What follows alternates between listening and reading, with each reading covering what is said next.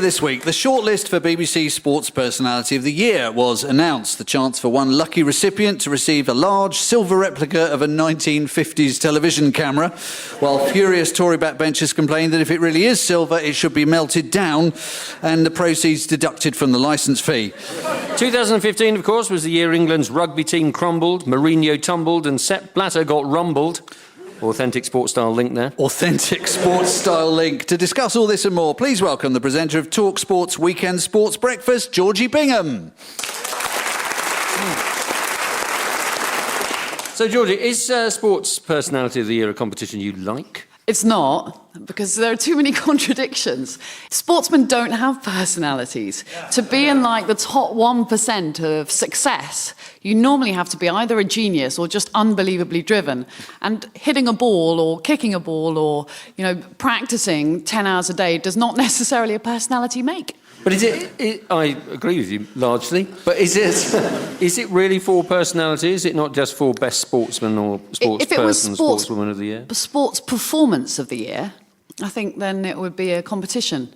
But how can you line up different sports and compare them? You just simply can't. Do you agree with the shortlist, though? So who's on the shortlist this year? The shortlist this year is quite a number of athletic stars. You've got Andy Murray. Andy Murray will be very popular after his Davis Cup heroics this year. You've got Kevin Sinfield's on there, for example. Now, Kevin Sinfield is a rugby league player who's hard as nails, who's been an outstanding servant to rugby league.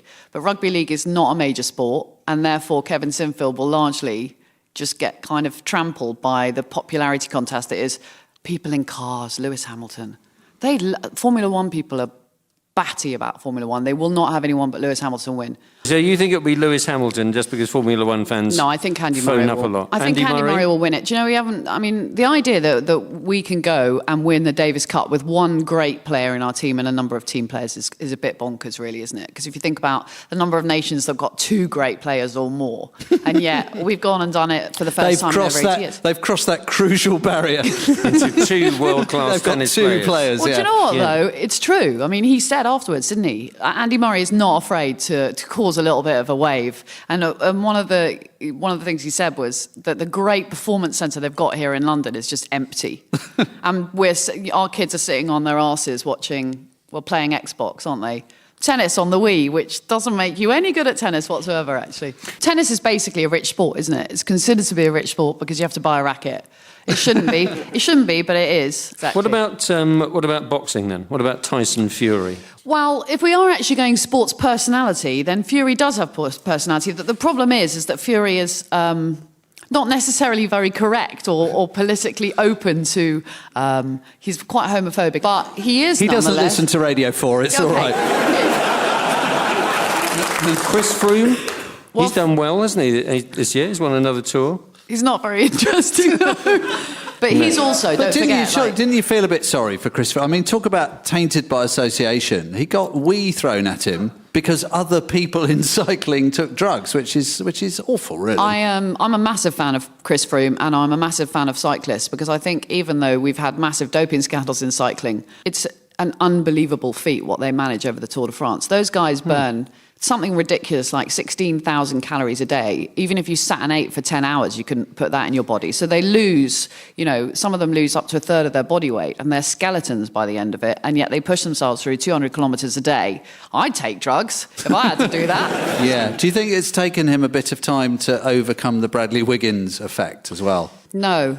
Bradley Wiggins is like Paul Weller on a bike. He's cool, isn't he? Chris Froome is a guy who grew up in Kenya who's a little bit stiff upper lip and totally serious about cycling. Like, don't make a joke about his bike or anything like that because you just get nothing. So 2016, big year, Olympic year. What do we have to look forward to? It'd be really interesting to see how we do, because basically what happens is if you host an Olympic Games, you're totally terrible for the next three.